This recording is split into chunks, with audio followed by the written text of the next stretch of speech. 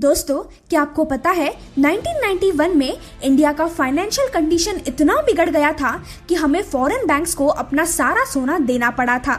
जी हाँ, लेकिन उस समय डॉक्टर मनमोहन सिंह जी ने हमें इस बड़े संकट से बचाया था। पर कैसे? चलो तो आज हम उसी के बारे में बात करते हैं। तो तैयार हो जाओ, ये है फैक्ट स्टार, जहां आपको मिलेंगे मजेदार फैक्ट्स लगातार। 1991 में इंडिया लिबरलाइजेशन की वजह से बहुत बड़े फाइनेंशियल क्राइसिस से गुजर रही थी। तब इंडिया के प्राइम मिनिस्टर चंद्रशेखर जी थे और डॉक्टर मनमोहन सिंह उनके इकोनॉमिक एडवाइजर थे।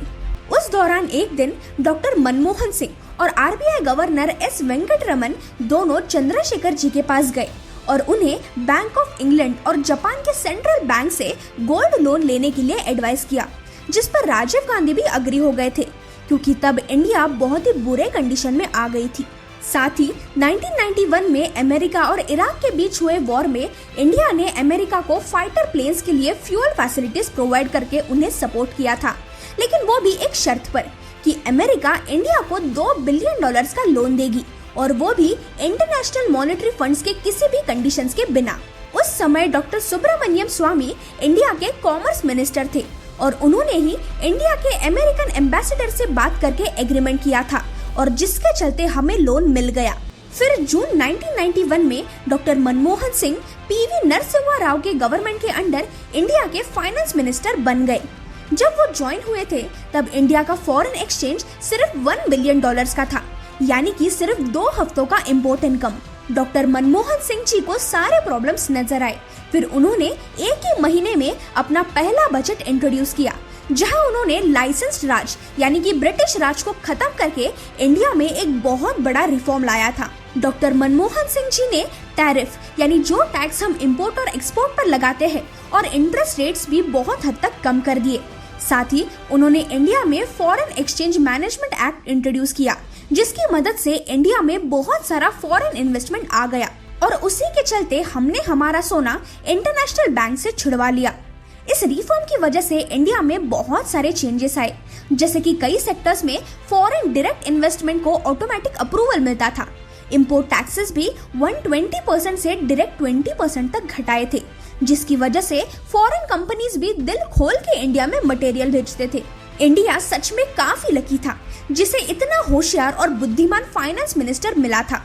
उसके बाद जब डॉक्टर मनमोहन सिंह जी प्राइम मिनिस्टर बने तब उनके गवर्नमेंट के ऊपर काफी सारे करप्शन चार्जेस लगे थे, लेकिन पर्सनली उनके अगेंस्ट एक भी चार्ज नहीं लगा था। कुछ कंट्रोवर्सीज को साइड में रखकर अगर देखा जाए तो मनमोहन सिंह जी इंडिया के हीरो माने गए हैं, जिन्होंने इंडिया को 1991 के इतने बड़े इकोनॉमिक क्राइसिस से बचाया था। इंदिरा गांधी जी ने एक बार ये कहा था कि पॉलिटिक्स में 2 तरह के लोग होते हैं, एक जो अपने काम में बिलीव करके उस चीज को हासिल करने में लग जाते हैं, और दूसरे वो लोग जो हमेशा क्रेडिट लेने के पीछे भागते हैं। और डॉक्टर मनमोहन जी फर्स्ट कैटेगरी के थे, जिन्होंने देश के लिए बहुत सारा काम किया, लेकिन कभी भी उसका शो ऑफ करके नहीं दिखाया। रिसेंटली मनमोहन सिंह जी ने पैंडेमिक से डील करने के लिए प्राइम मिनिस्टर नरेंद्र मोदी जी को एक 5 पॉइंट गाइड ऑफर किया था, जहां उन्होंने एक लेटर के थ्रू ये कहा कि कोविड-19 से लड़ने के लिए सबसे पहले तो हमें जल्द से जल्द वैक्सीनेशंस बढ़ाने चाहिए। कितनी संख्या में लोग वैक्सीनेट हो रहे हैं इस पर फोकस करने से अच्छा है कितने परसेंटेज में पॉपुलेशन वैक्सीनेट हो रही है उस पर ध्यान देना चाहिए। उन्होंने ये भी कहा कि करंटली इंडिया अपने टोटल पॉपुलेशन से कुछ ही लोगों को वैक्सीनेट कर पाई है, लेकिन अगर हम एक सही पॉलिसी डिजाइन करें तो ये काम ज्यादा जल्दी और अच्छी तरीके से हो सकता है। और ऐसे बहुत सारी चीजें हैं जिससे हम इस पैंडेमिक से लड़ सकते हैं, लेकिन सबसे पहले तो वैक्सीनेशन प्रोग्राम ही बढ़ाना सही होगा। उनके विचार सच में काफी ऊंचे हैं। आपका इस पर क्या ओपिनियन है ये मुझे कमेंट्स में जरूर बताना।